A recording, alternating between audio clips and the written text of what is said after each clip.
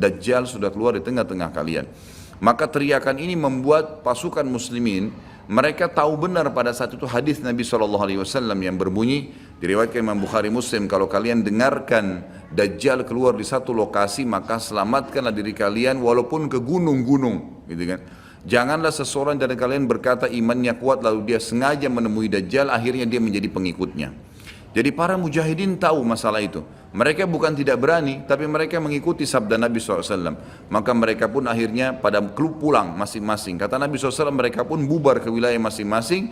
Pada saat mereka tiba di wilayahnya, ternyata Dajjal tidak ada. Itu berita dusta. Dan pada saat itulah Dajjal keluar. Pada saat itulah Dajjal keluar. Dan Dajjal adalah tanda-tanda kiamat besar yang pertama. Tanda-tanda kiamat besar yang pertama. Jadi ini akan terjadi. Ini sekaligus saya menitik beratkan, ya, tidak bolehnya sembarangan orang ngomong. Sekarang soalnya ada beberapa orang, semoga Allah berikan hidayah, menentukan tahun, ya, akan terjadi kiamat. Bagaimana caranya menentukan tahun? Ini tanda-tanda depan mata kita masih ada yang belum terjadi. Dan ini peperangan besar seluruh dunia, ini nggak main-main, ini bukan perang 1-2 hari. Ini peperangan yang besar sekali, gitu kan? Jadi Allahu alam kita masih menemukan atau tidak. Tapi yang jelas menurut tanda-tanda sekarang, kita masih ada di fase-fase tanda-tanda kiamat kecil yang sedang terjadi. Tapi kita menyampaikannya, gitu kan? Yang jelas ini sesuatu yang masih Allahu alam. Berapa lama? Tapi dari hitungan tahun tidak mungkin 20-30 tahun. Bukankah banyak orang menebak-nebak tahun 2000 sekian akan kiamat, 2000 sekian akan kiamat. Ini semua dari mana? Kita punya kiai dan guru kita Nabi Muhammad SAW menyampaikan kepada kita tanda-tandanya ada sebelum terjadi kiamat. Tanda-tanda itu tidak akan terjadi kiamat. Kemudian kita akan masuk menjelaskan teman-teman sekalian tanda-tanda kiamat besar. Ada 11 yang disepakati tanda-tanda kiamat besar, sebagaimana disebutkan di dalam hadis riwayat Imam Muslim. Yang pertama adalah keluarnya Dajjal. Dan Dajjal ini diambil dari kata-kata Dajjala yang berarti kekacauan. Dan ini digunakan untuk nama seseorang yang memang akan dikeluarkan oleh Allah Azza wa Jal sebagai fitnah bagi kaum muslimin. Makanya kita dalam tahiyat membaca wa'udzubika min fitnatil masiihid dajjal, dan jauhkanlah kami dari fitnahnya Masih Dajjal. Nanti akan saya paparkan panjang lebar. Yang kedua adalah sementara Dajjal membuat kerusakan di muka bumi, maka akan keluar Mahdi. Yang kata Nabi SAW, akan keluar seseorang yang sama namaku, Muhammad bin Abdullah, akan sama paras wajah dan poster tubuhku, sama persis dengan Nabi SAW, alisnya, matanya, kulitnya, dan dari keturunanku, dari kota Madinah. Jadi kan sebagian ulama hadis mengatakan ini kemungkinan dari turunan Hasan radhiyallahu anhu, karena memang sekarang yang banyak di Madinah itu turunan Hasan radhiyallahu anhu.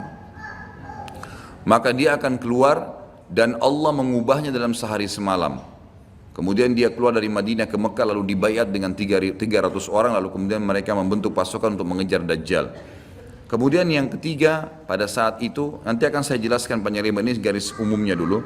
Yang ketiga akan turun Nabi Isa alaihissalam. Pada saat pasukan Mahdi sudah sampai di masjid, ya, Menara Putih, dikatakan, dan subhanallah masjid itu kata ulama hadis ada sekarang di Damaskus, di ibu kota Syria.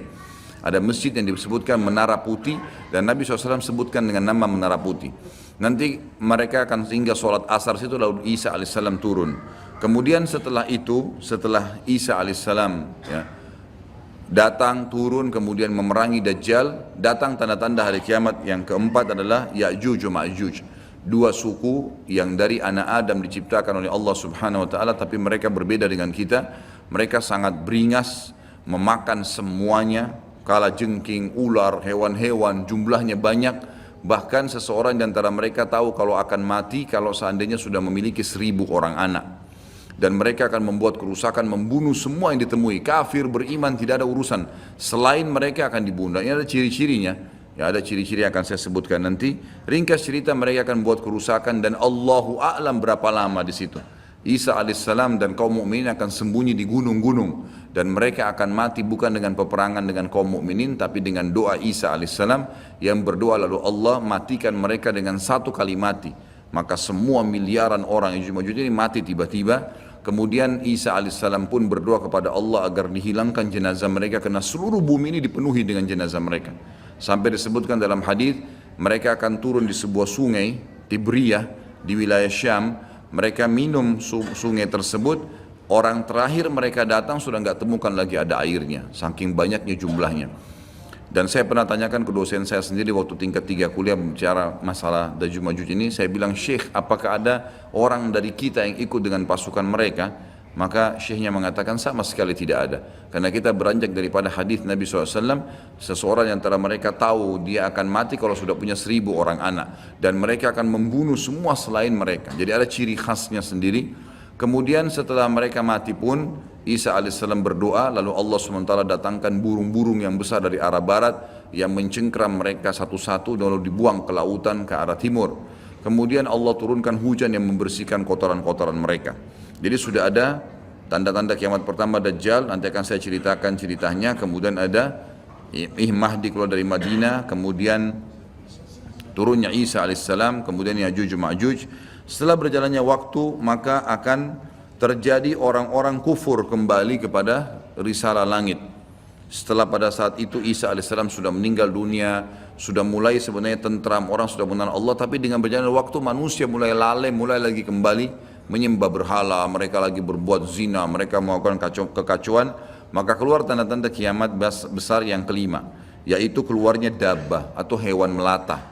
Yang hewan melata ini akan keluar dari tanah, berbentuk seperti hewan, tapi dia bisa berbicara dan dia membawa cap yang dia mencap orang beriman dan orang kafir. Setiap kali mereka buat kesalahan,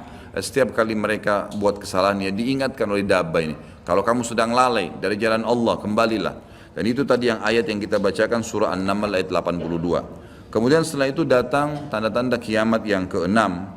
Setelah keluarnya dabbah, maka akan terjadi 6, 7, 8 sekaligus tanda-tanda kiamat ini. Yaitu terjadinya longsor besar di wilayah timur Jazirah Arab. Tepatnya wilayah timur itu Irak, Iran, Afghanistan, Rusia, itu wilayah timur Jazirah Arab. Akan terjadi longsor besar yang tidak bisa lagi ditutup.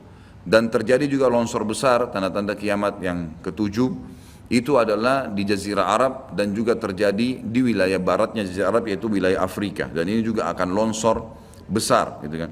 Kemudian terjadilah tanda-tanda kiamat yang selanjutnya, yang ke berapa? 9, keluarnya api dari wilayah Qa'rul Aden namanya, atau wilayah padang pasirnya wilayah Aden. Aden salah satu kota di Yaman, gitu kan. Dan sekarang ini sudah ada diangkat di YouTube, dicuplikan, dan saya pernah lihat sebagian padang pasir wilayah Aden ini yang disebutkan dengan Qa'rul Aden itu memang tidak ada orang yang tinggal situ karena panasnya, gitu kan. Dan ada wilayah padang pasir yang sempat terbelah dan mereka melihat dan diteliti secara ilmiah di bawah itu ada api yang sangat besar. Jadi ini sudah disebutkan dalam hadis Nabi Sallallahu Alaihi Wasallam. Kemudian selanjutnya akan terbit matahari dari barat sebagaimana dia biasa terbenam dari situ. Ini ada berapa? 10 ya? Berarti ada satu yang tertinggal ya. Iya, keluarnya asap, maaf. Jadi sebelum terjadinya longsor 6, 7, 8 tadi, yang keenamnya itu adalah kelihatannya kabut. Di seluruh muka bumi ini akan terjadi kabut yang menutupi bumi ini, dan semua dunia ini akan melihat kabut itu dalam beberapa waktu. Inilah 11 tanda-tanda kiamat besar. Baik, kita akan rincikan dengan izin Allah satu persatu. Kalau terjadinya atau keluarnya Dajjal, ini disebutkan dalam banyak hadis, banyak sekali, dan ini yang paling banyak diingatkan. Di antaranya hadis Bukhari yang berbunyi, kata Nabi SAW, tidak ada seorang Nabi pun kecuali sudah mengingatkan kaumnya tentang si buta sebelah kanan. Ya. Jadi memang dia cirinya buta sebelah kanan. Dajjal memiliki ciri khas, rambutnya keriting, kemudian kulitnya mendekati hitam, ya. Jadi sawo matang, badannya kekar, kemudian dahinya lebar, ya. Dan orangnya mata kanannya rusak seperti anggur yang sudah rusak. Dan kata Nabi SAW, ingatlah dia akan mengaku sebagai Tuhan, dan ketahuilah Tuhan kalian Allah tidak buta sementara dia buta. Kemudian orang-orang pada bertanya, ya Rasulullah, bagaimana bisa orang mengikutinya? Kata Nabi SAW, pada saat itu dunia akan ditimpa kelaparan dan Dajjal memiliki bergunung-gunung makanan. Ini bahasa wahyunya begitu. Allahu alam seperti apa, yang jelas dia bergunung-gunung memiliki makanan. Dan dia akan melewati seluruh muka bumi ini, tidak ada satu tempat pun kecuali dia akan lewati, melainkan akan dilewati kecuali Madinah dan Mekah. Itu yang dia tidak bisa masukin. Dajjal akan membuat kerusakan di muka bumi 40 hari. Satu hari pertama seperti setahun, satu hari kedua seperti sebulan, satu hari ketiganya seperti sepekan, dan sisa harinya seperti hari-hari kalian. Berarti setahun, 2 bulan, 2 pekan. Dan ini kemungkinan kata sebagian ulama, dia akan menggunakan teknologi yang ada sekarang. Karena Nabi SAW mengatakan, akan keluar Dajjal dari wilayah Yahudiyah di Khurasan. Wilayah Yahudi ini subhanallah, sekarang di Iran ada satu perkampungan namanya Yahudiyah. Diberikan nama itu. Dan mayoritas penduduknya orang Yahudi. Kata Nabi SAW, Dajjal akan keluar dari wilayah Yahudiyah di Khurasan. Khurasan itu Iran. Gitu kan? Dan sekarang ini sudah ada, semua ini ada. Tidak mungkin salah sabda Nabi SAW. Dikatakan akan keluar dan diikuti dengan 70.000 orang Yahudi.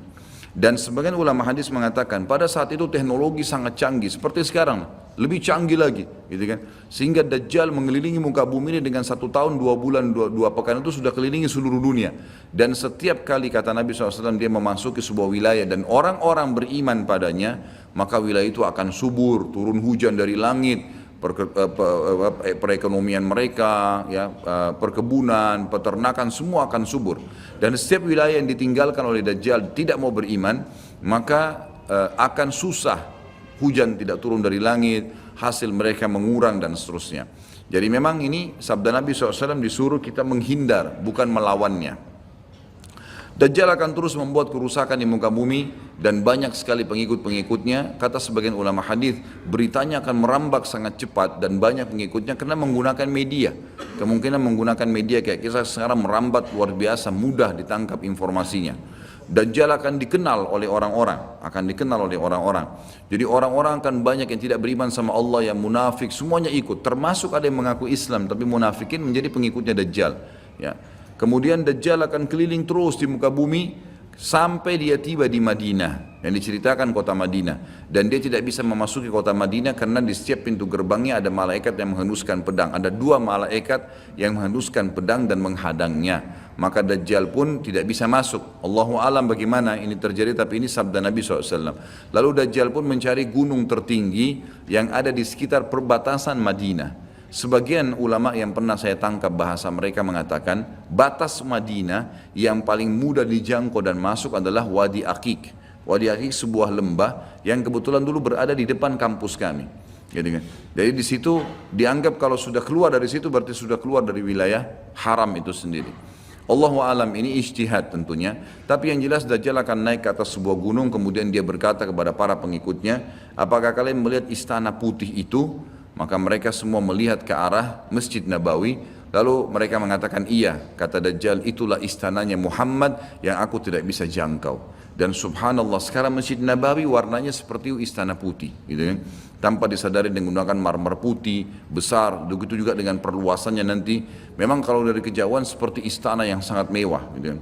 Ringkas cerita, Dajjal pun akhirnya sebelum pergi, dia sempat menyentakkan kakinya, kata Nabi SAW, sehingga membuat terjadilah gempa di Madinah dan membuat seluruh orang munafik di Madinah keluar jadi pengikutnya. Jadi gempa dan hanya tinggal di sana orang-orang beriman. Hanya tertinggal di sana orang-orang beriman. Lalu keluarlah sebelum Dajjal pergi, keluarlah satu anak muda yang kata Nabi SAW orang terbaik pada saat itu. Orang terbaik pada saat, orang yang paling luar biasa imannya. Masih muda di sini ulama mengatakan istilah syab dalam bahasa Arab bisa dari mulai balik 12 tahun sampai 40 tahun. Nanti keluar seorang anak muda yang diistilahkan syab antara umur ini, kemudian keluar dan sempat melihat Dajjal. Maka Dajjal pun mengatakan menangkapnya segera dan mengatakan saya Tuhanmu. Maka orang tersebut mengatakan kau adalah Dajjal yang telah diceritakan oleh Nabi SAW. Karena dalam hadis yang lain dikatakan setiap orang mukmin bisa melihat di dahinya tulisan kafara yang berarti kufur. Dia bisa membaca bahasa Arab atau tidak, tapi dia akan bisa membaca dengan hikmah Allah. Matanya orang mukmin bisa melihat itu sehingga dia tahu ini adalah Dajjal. Kemudian Dajjal pun mengambil gergaji dan membelah 2 dari kepala sampai kemaluannya sehingga anak muda itu terbelah 2 dan Dajjal melewati tengah-tengahnya dan seluruh pengikutnya bersorak-sorak. Lalu Dajjal berkata, bangkitlah, bangkit kembali bersatu. Lalu kata Dajjal, apa kau sudah yakin saya Tuhanmu? Maka Dajjal mengatakan, maka anak muda itu mengatakan, justru saya tambah yakin kau adalah Dajjal. Setelah itu dia berusaha membunuhnya tapi dia tidak mampu lagi. Allah sudah selamatkan. Maka Dajjal pun meninggalkan lokasi tersebut. Lalu puncaknya Dajjal menuju ke Palestina. Dan dia akan bermarkas di sebuah tempat namanya Babulut. Babulut dalam hadis. Subhanallah, sekarang ini sudah ada kota di Israel yang mereka rebut wilayah Palestina, sebuah seperti kecamatan, ya, kalau yang saya tangkap, saya pernah lihat cuplikannya, itu ternyata diberikan nama Babulut oleh orang Yahudi. Dan ini disebutkan dalam hadis dengan lafaz itu Babulut, ya, Bablut, gitu kan. Ini subhanallah saya lihat cuplikannya Babulut, gitu. Ini luar biasa nih, seperti sabda Nabi SAW. Dan sekarang mereka lagi fokus membangun, menjadikan wilayah itu wilayah yang paling mewah di Israel. Subhanallah, gitu kan. Dajjal akan menuju ke sana, dan sementara dia menuju ke sana, setiap wilayah yang dia lewatin, salah satunya disebutkan dalam hadis Bukhari adalah dia akan melewatin satu wilayah yang sangat banyak masyarakatnya. Ya Allahu alam ini di mana? Apakah di wilayah Cina? Apakah di pokoknya masyarakat komunitasnya paling besar. Kita tahu sekarang Cina sama India ini tempat yang sangat luas, gitu. Banyak masyarakatnya, dia akan melewati wilayah yang banyak masyarakatnya, lalu kemudian dia berkata kepada pemimpinnya, Allahu alam, ini presiden kah, raja kah, kepala suku kah, dia akan berkata bahwasanya saya Tuhanmu. Maka orang itu mengatakan, apa buktinya kau Tuhan saya? Dia bilang, bagaimana kalau saya hidupkan kedua orang tuamu? Apa kau akan percaya saya Tuhanmu? Maka orang itu berkata, tentu saja. Ada Dajjal, tunjukkan kuburannya, ditunjuk kuburannya, lalu Dajjal mengatakan keluarlah. Maka keluarlah orang tuanya dan berkata ibu ayahnya, ikutlah pada orang ini ikutlah pada ini karena dia adalah Tuhanmu. Maka akhirnya kepala suku atau kepala negara itu pun menyatakan ikut dan seluruh masyarakatnya ikut. Jadi luar biasa, miliaran orang jadi pengikut Dajjal pada saat itu. Maka Nabi SAW sudah membongkar buat kita itu. Berkata apa? Itulah dua syaitan yang menjelma untuk menipu manusia, dan itu puncak terakhir sekali sebelum Dajjal menuju ke Israel. Lalu kemudian dia menuju ke Palestina, tapi disebutkan Israel, dikatakan Palestina dalam hadis. Lalu menuju ke sebuah wilayah yang namanya Babulut tadi. Lalu Dajjal berpesta pora di sana dengan pengikut-pengikutnya, mentuhankan dia berikan makanan, kaya raya, segala macam dia bisa lakukan, fitnah, gitu kan. Akhirnya keluarlah. Pada saat sementara dia berjalan ke Babulut dan tiba di Babulut, keluarlah di Madinah Mahdi. Dan Mahdi ini adalah keturunan Nabi SAW, tadi saya bilang keluar dari Madinah. Kemudian Allah memperbaiki dia dalam sehari semalam. Kata sebagian ulama hadis, Allah berikan petunjuk sehingga dia menjadi baik langsung, gitu kan. Tadinya dia faham agama tapi belum diaplikasikan, sekarang dia langsung Allah SWT ubah menjadi orang yang saleh dalam sehari semalam. Lalu kemudian dia jalan, ada banyak riwayat yang menyebutkan ciri-cirinya. Di telapak tangannya ada seperti bekas, ya, tanda lahir. Yang jelas yang paling mendasar mirip dengan Nabi SAW, alisnya seperti busur panah, kulitnya putih, orangnya tinggi, besar, kekar, gitu kan. Dan tadi turunan Nabi SAW namanya Muhammad bin Abdullah.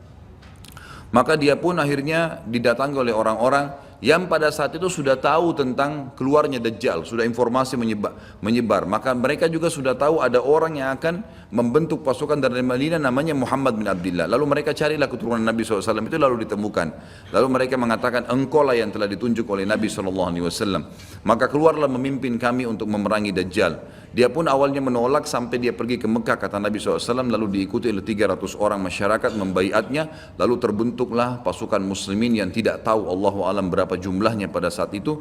Lalu mereka menuju ke Palestina, melewati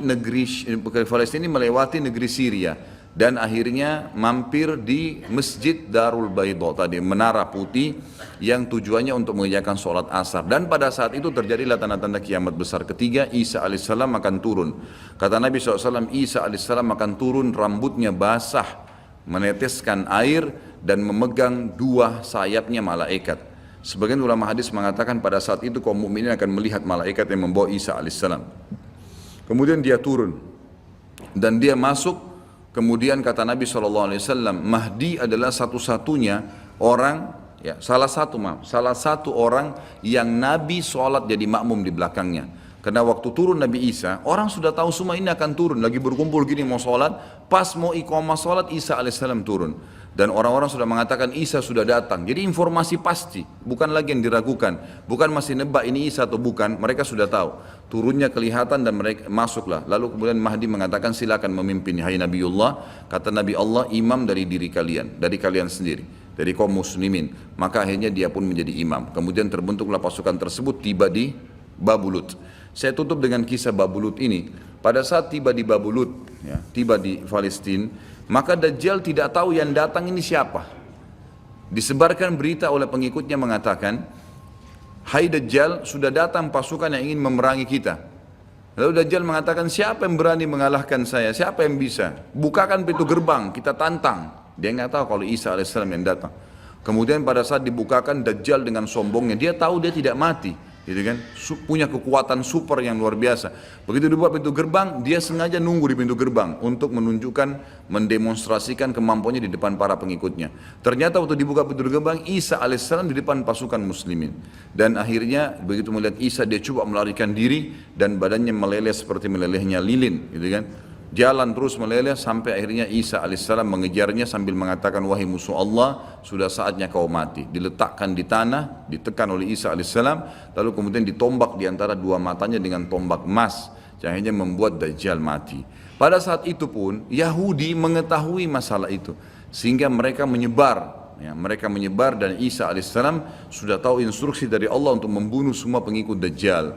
Maka semua pun pengikut Dajjal dari Yahudi ini menyebar di bawah pohon, di atas batu, dan semuanya akan berbicara mengatakan, hai muslim, ini Yahudi, bunuhlah dia. Maka semuanya pun dibunuh oleh kaum muslimin kecuali satu pohon, pohon garkat. Pohon garkat ini pohon yang punya duri dan buahnya pahit. Dulu di kuburan Baqi cukup banyak, ya. Sekarang subhanallah di Israel paling banyak ditanam pohon garkat karena mereka tahu bahwasanya itu tidak akan berbicara untuk menunjukkan siapa mereka. Jadi kebodohan orang Yahudi, tahu kebenaran ini tapi mereka tidak beriman. Makanya wajar Ibnu Abbas berkata dalam nama ghairil maghdubi alaihim, bukan orang yang bermuka adalah Dajjal, adalah orang-orang Yahudi karena kebodohannya. Maka pada saat itu pun dibunuhlah semuanya. Dan termasuk kata ulama hadis sebenarnya yang sembunyi di sekitar pohon garkat. Garkat ini tidak bicara, hai muslim, ini Yahudi. Tapi orang Islam pada saat itu kata ulama hadis mengetahui kalau ini pohon garkat. Mengetahui kalau ini pohon garkat. Jadi memang sudah punya gambaran. Sehingga walaupun sembunyi di pohon garkat tetap akan dibunuh oleh kaum muslimin. Karena orang-orang Yahudi tidak mengikrarkan syahadat. Mereka walaupun sudah tahu kebenaran, mereka memang tidak mau syahadat. Makanya Nabi SAW mengatakan, jangankan Isa AS, Nabi Muhammad SAW saja di zamannya, kata beliau, kalau ada 12 orang dari Yahudi yang mengucapkan syahadat, beriman pada saya, maka seluruh Yahudi akan beriman. Saking sulitnya, 12 orang saya sudah cukup. Tapi pada saat itu pun sama, walaupun dibunuh mereka tidak mau beriman kepada Allah SWT. Ini juga terjadi pada saat terjadi pembunuhan suku Quraidah. Jadi pada saat itu Nabi SAW mengepung mereka, diberikan kesempatan untuk taubat. Mereka tidak mau, akhirnya mereka menganggap kalau dibunuh oleh Nabi SAW, dibunuh oleh kaum muslimin, mereka akan menuju ke surga, gitu kan. Jadi mereka pasrah dengan dibunuh, mereka anggap itu akan menuju ke surga. Dan ini kebodohan, ya, ini kebodohan. Maka pada saat itu selesailah urusan orang-orang Yahudi ini, dan Isa alaihissalam akan memimpin di muka bumi selama, ada riwayat mengatakan 7 tahun, ada yang mengatakan 40 tahun. Membuat keadilan, dan Isa akan membunuh semua babi, menghancurkan semua salib, dan tidak ada rumah satupun kata Nabi SAW di muka bumi kecuali akan masuk ke dalam Islam, baik dalam keadaan mulia ataupun menolak, terhina. Jadi sudah tidak ada, seluruh muka bumi ini akan jadi Islam pada saat itu.